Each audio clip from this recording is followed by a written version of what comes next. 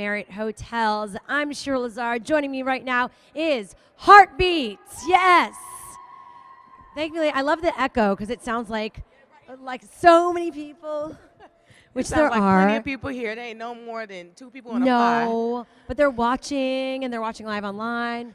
So it all gets extended everywhere. Also, I want to encourage you all, if you hear something that you love or you take a picture or you want me to ask your question, tweet using the hashtag #MarriottPlaylist. So how has Playlist been for you so far? An amazing experience. Yeah. Like I probably say this is probably maybe like my 5th ever convention type thing for YouTube, but for some reason, I don't know, like this one just seems so much more fun and inviting because it's much smaller. Okay. Right? And you run into everyone and everyone's so supportive.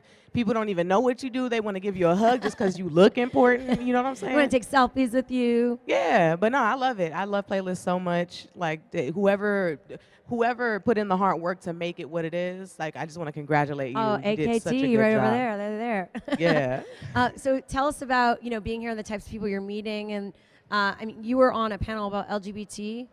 I always add the LGBTQ movement. No, it's okay, girl. I don't know how many acronyms is in our is in our community anymore. Like, no disrespect. I don't know if it's LGBTK, U, double XY to the third power, over the quadratic equation. Like, there's a lot going on, but it's a beautiful thing knowing that there's more identities out there. Totally, and lots of colors. Yes, lots of colors. So tell us about that panel and what you guys spoke about. That panel, I say that was like, I would call that my favorite LGBT panel ever because we actually had a discussion. You know, it was like very intimate. Weren't that many people there compared to like other LGBT panels, but we really hit some serious issues. And plus it was like a different panel. It was the first time we ever had that many lesbians on an LGBT panel before. Yeah, representing. And we had like a younger one. He was 16 years old, 15, 16 years old, and also on the panel. And having Miles there this one was just a really good one in general. Why do you think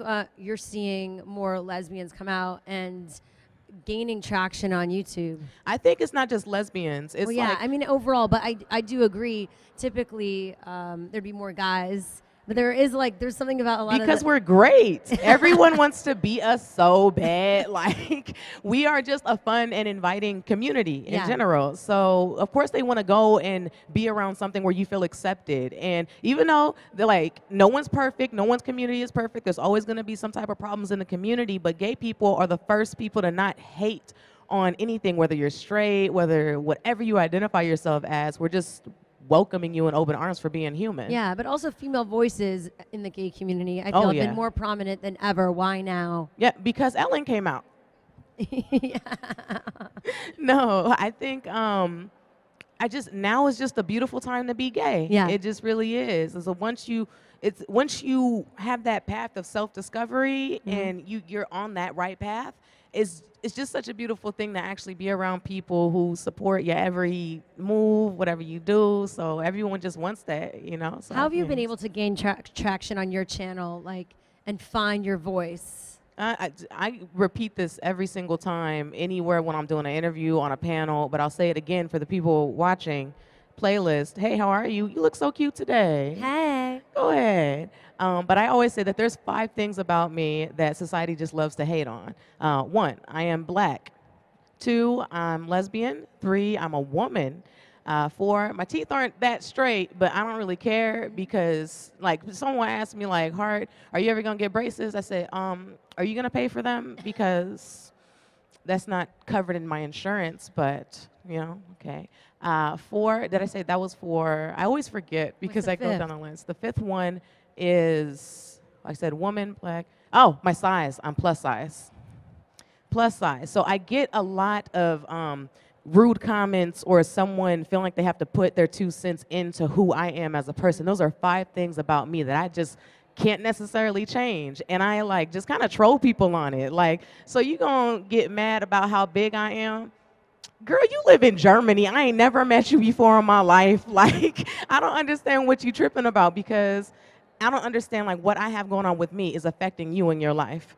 right? Well, ultimately, that person is probably not happy themselves, so they're projecting that of course onto other people. Always. And I don't know, getting into YouTube, I just wanted to be that person to show the world, like, you can raise your middle finger up and just say, excuse me, I'm trying to pay bills like everyone else in this world. Why am I a problem? Yeah, and I deserve the right to speak out and be who I am. Exactly. And broadcast that to the world. Definitely. It's like, why are you hating?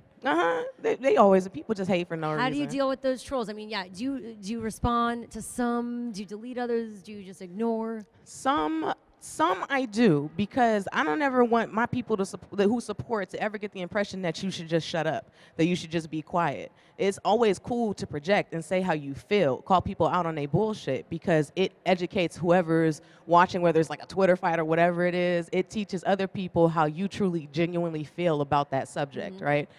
In certain aspects, like someone be like, "You're fat." I'd be like, "No, I'm not fat, baby. That's just what I have." You know, The more the merrier. Yeah, I like to use comedy of all things to make like a really bad situation into a more likely positive one. You know, so responding is not something I always do, but sometimes I just go ahead and respond because I can. Have you always been this outspoken, like growing up? Oh, no. I used to be really insecure. Yeah. You know, like, even though I'm black, I would get made fun of over everything, not being very girly. I'm not a very feminine person, although I am a feminist, but I'm not a very feminine person. Getting teased for what I look like, and I always just was so insecure about who I was as a person and never wanted to be on camera. You know, I just always felt like that, society teaches us that women who look like me aren't supposed to be celebrities. They're not supposed to be successful. They're not supposed to be able to go out and live the dream that they want to live based off of looks, right? But then over time, YouTube changed that, because all of a sudden people are commenting, "You are so cute, girl, you got dimples." There's a whole community out there who loves people with dimples. Yes. Oh, see, she's clapping. She's one of those people. She is one of those people. She's like, "I am a part of this initiation." Yeah. So how are you able to get out of that mode of being shy and insecure? What do you think was the turning point? Self-confidence is a lifetime journey. It's something that you learn new things about yourself every day. She's like, "Girl, oh my God." She's so cute. Yes, girl. Ooh, armpit hair. Okay. Yeah, so it's a lifetime journey. Yeah, it's a lifetime journey. So, like with YouTube, you say you post a video and then you're looking at yourself, you're editing yourself, you're looking at yourself every day, and sooner or later you're gonna have to get used to what you look like. We didn't have the choice to be in the body we were placed in. So why spend all your life hating something you had no choice to have? Right? So yeah, I'm like, preach. Right. Yeah. How has your channel evolved and till now? And what do you think is the key to its success? I really don't know, because to me, YouTube has always been a game of good luck. You don't know who's going to watch your video that day. You don't know who you're going to trigger or who you're going to target. But in the beginning stages, I was all about that lesbianism. I was repping being lesbian as if we were a street gang. Okay, and it just made me laugh. I could see it's the sharks, the jets.